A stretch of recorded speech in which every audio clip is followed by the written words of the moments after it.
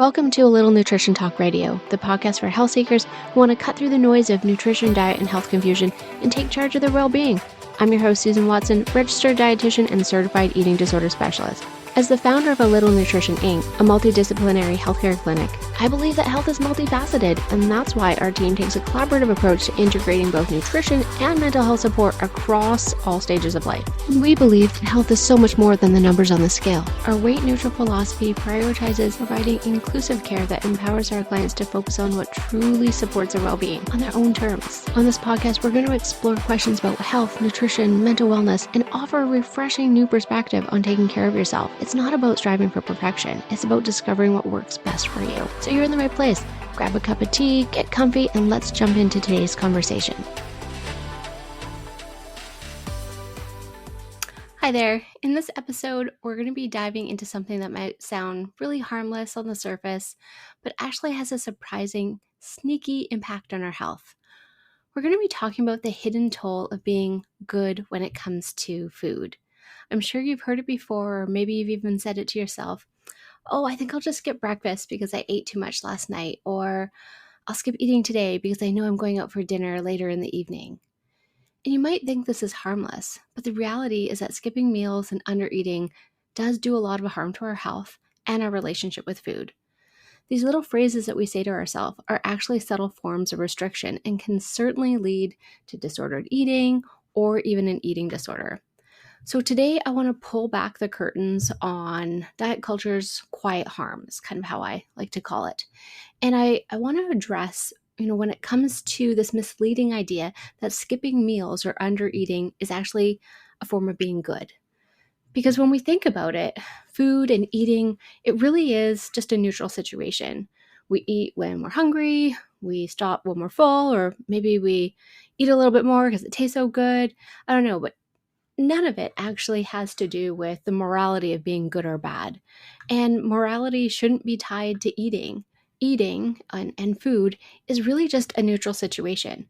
I mean, we eat when we're hungry, stop when we're full, maybe eat a little bit more because it tastes so good, but really there's no morality tied to this. We're neither, being good for being hungry, and we're neither bad if we're full. It really is just a body state that we're in. However, the society that we live in teaches us to normalize ignoring hunger and praise those tiny portions and treat fullness like maybe we failed some sort of imaginary moral eating exam. But the reality is that people who are engaging in this restrictive eating are just walking around low-key underfed, thinking that they're being good or disciplined, when the reality is they're just running on fumes. So I want to shift that conversation from being so-called good to what it actually takes to feel good. And this is because when your body is properly nourished, you have more energy, your mood levels out, your digestion makes peace with you, and that food noise quiets, and your mental clarity increases. So in this episode, we're talking about what happens when we skip meals, undereat, or restrict ourselves from nourishing our bodies. And to help us unpack this, I'm joined by the wonderful Emily Szatrowski. She's an eating disorder dietitian and nutrition counselor on our team at A Little Nutrition, and she works with our clients virtually across Manitoba and Ontario. And she brings that kind of real talk expertise that makes talking about food freedom actually feel doable. So let's get into it. Hi, Emily. Thank you for joining us today. How are you doing? Hi, Susan. I'm doing great. Thanks. It's great to be here with you. I know. I am so excited about starting this new podcast. I've found that I like doing a lot of webinars, but podcasts are my go-to way of, learning and taking in content. So I think it's just a natural fit to have a podcast with A Little Nutrition. And I'm so happy to have you here today and to be joining me in this really important conversation about being good when it comes to our eating. How often have you heard that from clients or family members or friends in conversation about oh, I'm being good today, and maybe turning down something that otherwise they might really want to eat? Absolutely. I hear that all the time from people, and food has this moral issue assigned to it. And people often think if they're eating the right way, then they're good. And if they're not, then they're bad. So that good and bad dichotomy shows up a lot, I find. Yeah. And I know like a lot of people might just be, well intentions. Like they want to be prioritizing their health and thinking about what they can do. And so saying no to foods might be something that they want to do. But I think the problem is when they're starting to think like, by saying no, I am being good. I am a better person. Moral high ground. And it's really not a matter of morality. It's actually a form of restriction. And we could be making positive health choices that we, want to do to nourish ourselves, but it should be neutral, neither good or bad, right? So today I want to get into this conversation around maybe people not realizing that they're being restrictors by feeling that they're being good by saying no to things. And I'd like to dive into starting off with maybe some of the issues that happen, like when we skip meals, and not to like start with the doom and gloom here, but the reality is that when we are, saying no to foods or skipping meals or restricting our eating, there could be a lot of, health consequences that we don't think about. So we might feel that we may turn down something that's offered to us because we're being good, or we might be thinking like, oh, I ate too much last night, so I should skip a meal in the morning. Or if we had like a big lunch, that we should skip a meal later on. But Emily, can you tell me, what is the reality of eating? Like, how should we be eating, whether we've had a big meal or kind of overindulgence? Like, does that mean we have to cut back? Yeah, the truth is your body needs consistent energy, no matter what you ate before, or no matter if you have a big meal coming up later that day. Your body needs fuel regularly and often. And it's really important that your body can trust that it's going to get that consistent nourishment. It isn't really good to, skip a meal, even if we might have had, more to eat at a different time. We want to keep that consistent energy coming into our body, because some of the negative consequences we're going to dive into can really kind of make trying to take care of yourself a lot harder. And then that piece of moral judgment might come back and be really bothering us. So let's dive into some of these, what happens when we skip meals or when we're kind of restricting. Let's maybe start off with our hunger. And Emily, like when we think about skipping meals, I think I've heard people tell me like, oh, it's good. It makes me not feel hungry compared to when I eat. But what's really going on when we skip meals with our hunger? Yeah, so over time, our hunger cues can become blunted when we're skipping meals repeatedly. Our body it's unable to tune into those hunger cues as acutely as if we were eating regularly and consistently. So this makes it harder for us to know when we're actually hungry and full. So again, it just creates this disconnect from those internal signals. Yeah. And I know I've had an example of someone that I was working with that was like, I never feel hungry. I don't know why, but was really struggling, I guess, with nourishing themselves. And, my hope was that, well, like you're not eating consistently. And that when we started looking at eating more consistently, having 3 meals a day and spacing them so they're not going more than 4 hours apart, interestingly enough, this individual's hunger cues started to come back. And I think I like to hold space for the fact that sometimes people find this annoying, right? Like they were happy that they didn't have hunger, but sometimes our hunger shows up in different ways, like a headache or fatigue, and it's not necessarily that grumbling in our stomach. So if hunger becomes blunted, often there's things that we're also missing that we may not necessarily know. So I think it's important, I guess, to have hunger. And sometimes if we don't, we want to kind of think about what are those other things that are happening in our body that can tell us, maybe we're hungry and maybe we're missing those cues. So let's go on to another, point of negative things, I guess, that happen when you skip meals or unfortunate circumstances. Let's talk about metabolism. Like, what happens when we're skipping meals to metabolism? Yeah, so our metabolism actually decreases, or it slows down when we're skipping meals consistently over time. When our body doesn't know when that next source of energy or fuel is coming, it needs to conserve all the energy it has. And so therefore, it's less efficient at burning energy, burning fuel.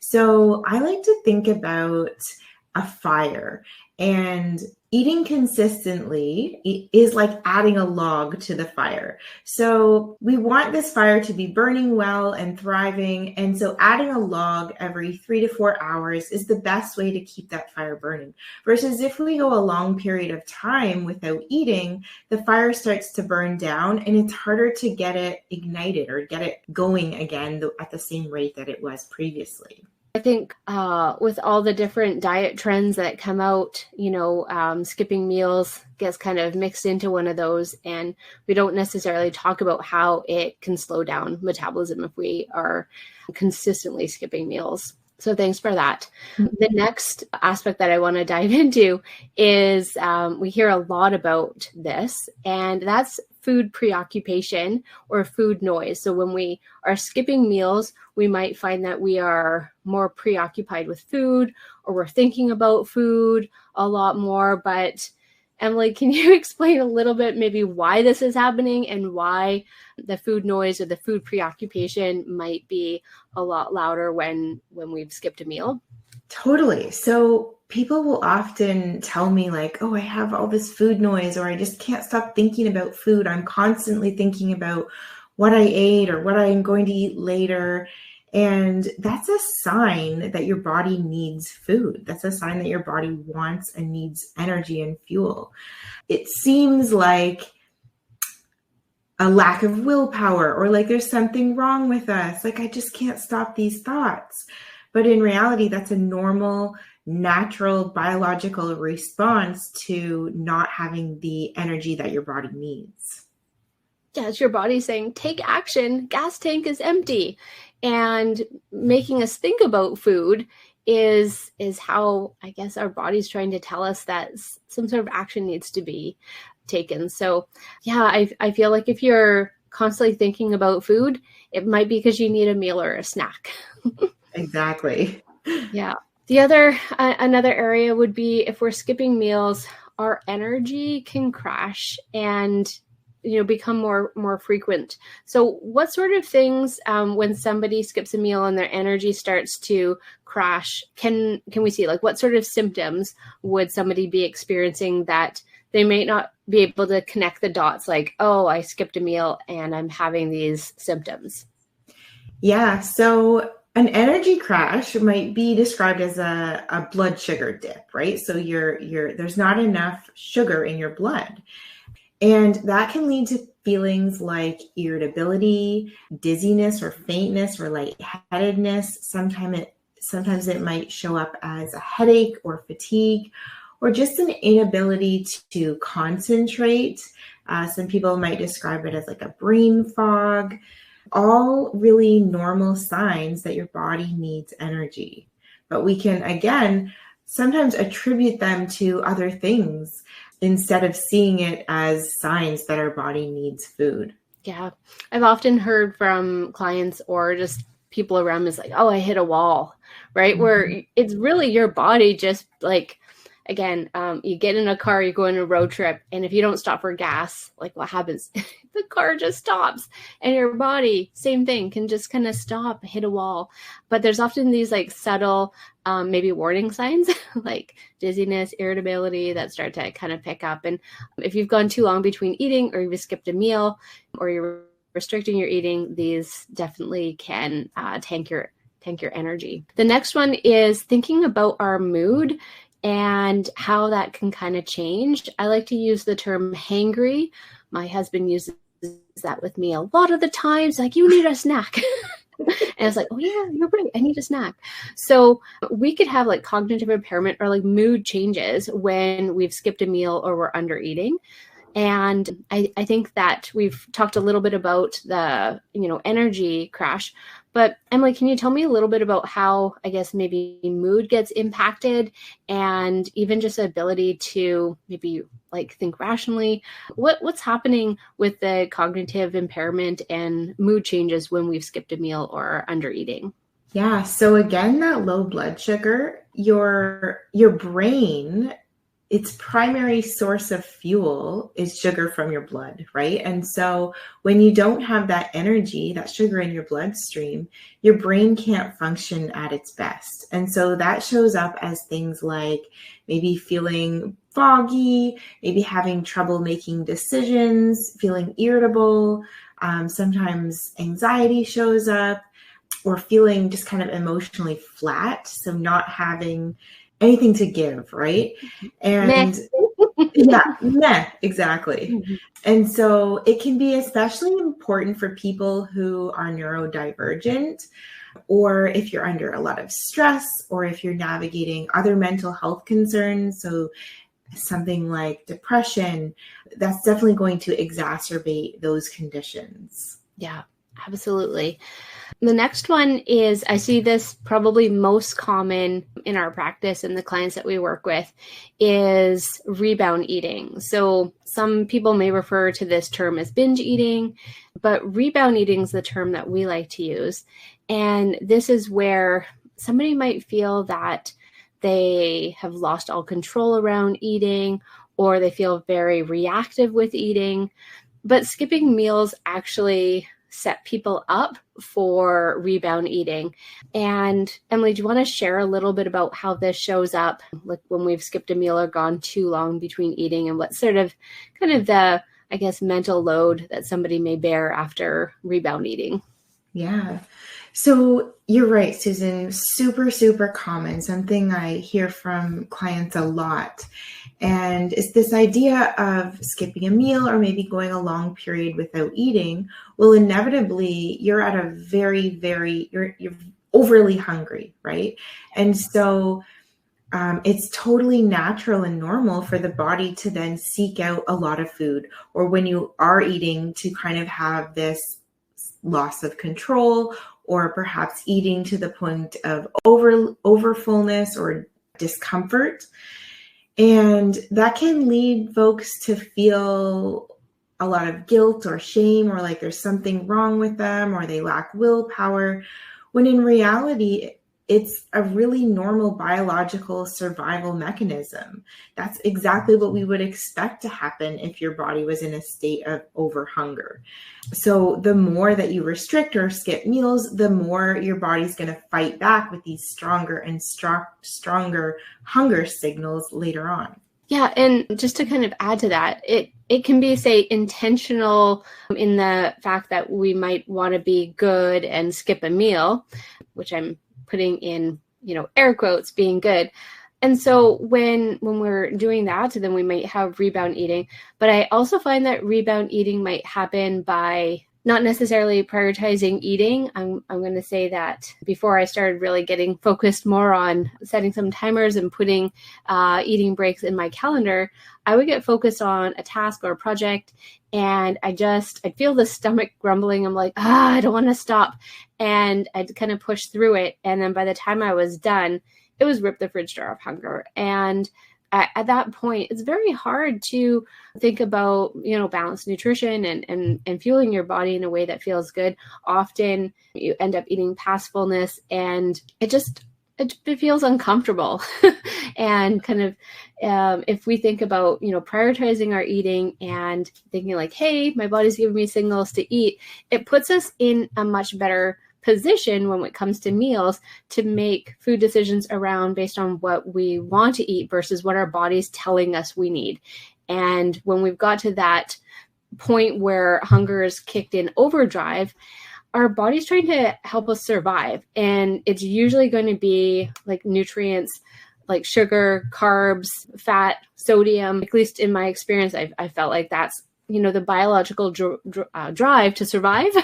And I think a lot of people don't realize that. And when they're gravitating towards those foods, seeing it as like a failure, but it's really your body just saying like, you didn't get enough of this and these nutrients your body needs. So I think, again, getting back to not skipping meals and nourishing yourself regularly, it actually sets yourself up better and prevents this rebound eating. I like to talk about it as more like when we undereat or skip a meal, it leaves ourselves vulnerable and vulnerable nourished wise. So, when we eat and fuel our bodies, we don't have that vulnerability and we're able to nourish ourselves in a way that feels good to ourselves. Emily, do you have anything else to kind of, it's actually such a big topic and we see it with almost all of the clients that come our way. Did I explain that in a way that felt, I guess, the way we see it in practice? Yeah, I think you did a really good job, Susan, and you're right. I see this a lot. So definitely there's a lot to it. There's a lot to explore and what is contributing to that rebound eating in different people. But yeah, you did a great job of explaining that. Thank you. Yeah, it's one of those things that it can be intentional, but it can also just be something that life got in the way. And so to be kind to yourself and realize it's just a natural response to your body trying to help you survive.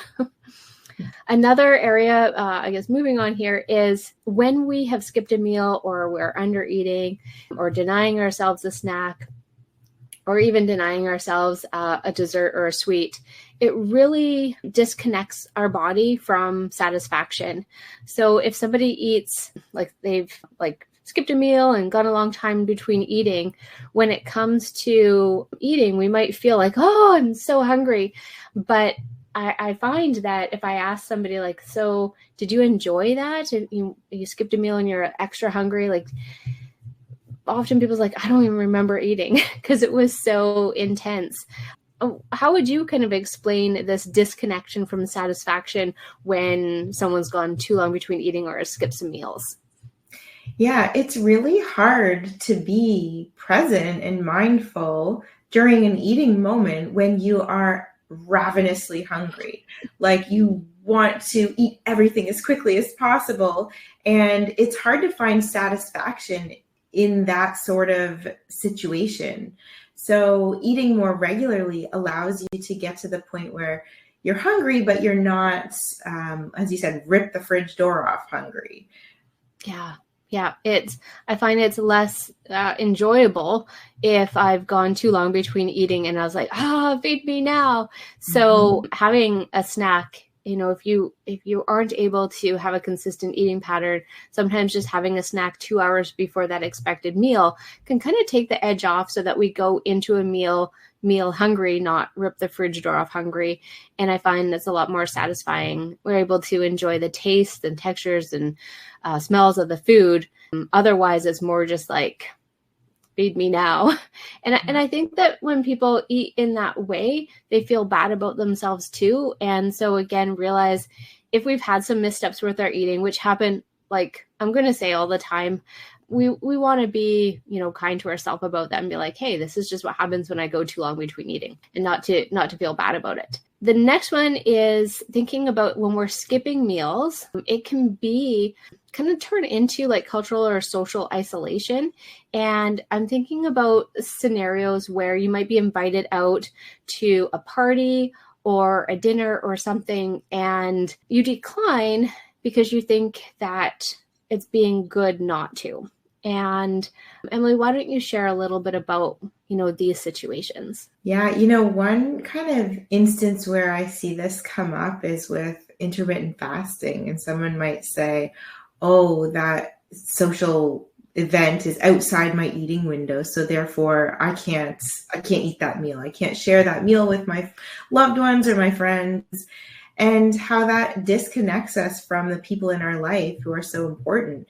Food is a social activity. It connects us to our culture. It connects us to our community. And when we take those situations away, we're left isolated. And a lot of times issues with food can make us feel really isolated and alone in our struggles. And this is just one way that shows up. Yeah. I feel like those social times and being with friends or family or coworkers are so important to our mental health. And if we're like, sure, skip it for other reasons, like if these people are not your people. But when it comes to like, you really want to go, but you're not going because you're trying to be good food wise, it's definitely a bit of a life thief and taking that away from you. Mm-hmm. Moving on to another aspect of where skipping meals, disrupted sleep. So I've seen this where, people might wake up in the middle of the evening or middle of the night and like needing to snack or having a hard time falling asleep, staying asleep. Emily, why don't you share kind of what you see happening here? Yeah, our bodies thrive on rhythm and routine, and that relates to food and nourishment too. And so having eating moments at consistent intervals, that supports stable energy, digestion, our hormone regulation. And when we're not following that pattern, it can disrupt that rhythm and affect all kinds of things in our well-being. And if you find yourself waking up in the middle of the night and needing to go have a snack because your stomach is, you got stomach pains and saying like, hey, I need to eat, that is often a sign that you're under eating earlier during the day. And even though you might, again, be misinformed thinking that you're being good, like that's a symptom saying like your body isn't eating enough during the day. So maybe bump up your breakfast or your lunch or have a little bit more at dinner. The last one that we kind of came across when it comes to when we're skipping meals or under eating that can be problematic for us would be like the increased stress in our body. So we've got that mental load where we might be thinking about food a lot, but what are maybe some of the other areas where skipping meals and stress show up in the body? Yeah, so when you skip meals, it actually increases cortisol levels in your body, and that's your body's way of compensating for the lack of energy. And when we have chronically high cortisol levels, that can worsen things like anxiety, can increase abdominal discomfort. It can even trigger things like inflammation or some gastrointestinal symptoms in some people who are sensitive to those things. So, I feel like skipping meals is never really a win. There's always kind of like a rebound or a consequence to skipping meals, and also maybe denying ourselves what the body's asking for. So those are kind of, I feel like there's more, but I think 11 should really get our point across around kind of things that can show up when we are under eating or skipping meals. And the reality is that we want to honor these body signals. So I'm going to kind of just wrap it up here today and kind of leave everybody with this, something to think about when we take a look at skipping meals and ignoring that hunger. So ignoring your hunger is like ignoring any other body signal in your body.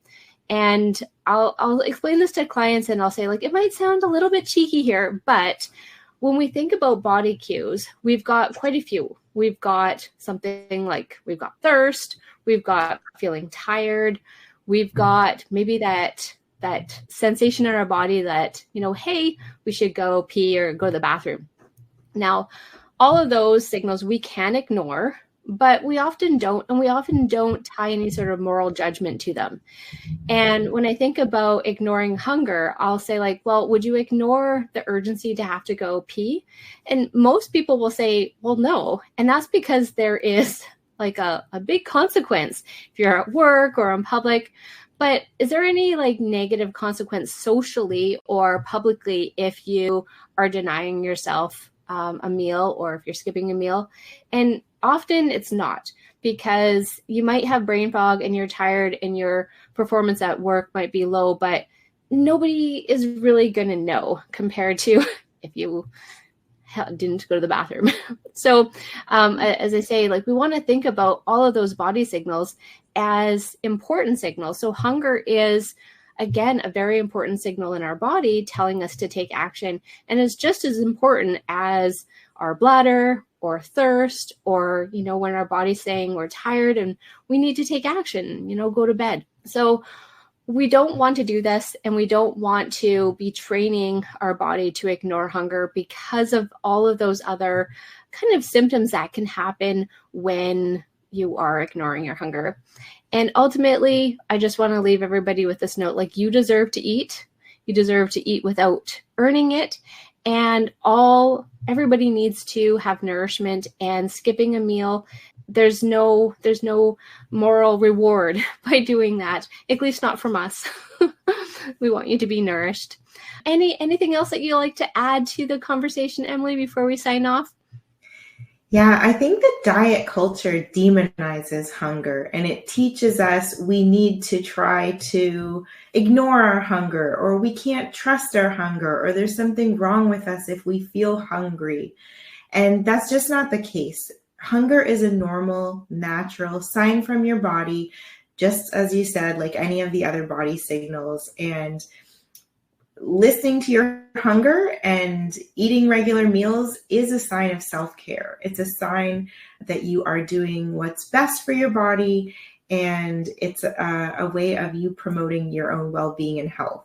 I absolutely agree. Thank you so much for sharing that with us today. And we're going to sign off for now, and we hope that you enjoyed our conversation today. Make sure you go have that meal or snack now.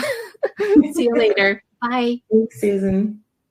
Thanks for joining me on A Little Nutrition Talk Radio. I hope today's conversations left you feeling informed, empowered, and ready to approach your health with confidence and self-compassion. If you enjoyed this episode, be sure to subscribe so you never miss an update. And if you found value in our discussion, I'd love for you to leave a review.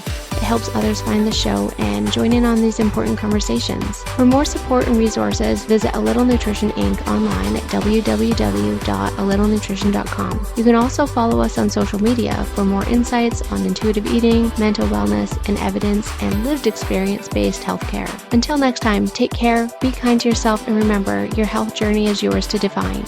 See you in the next episode.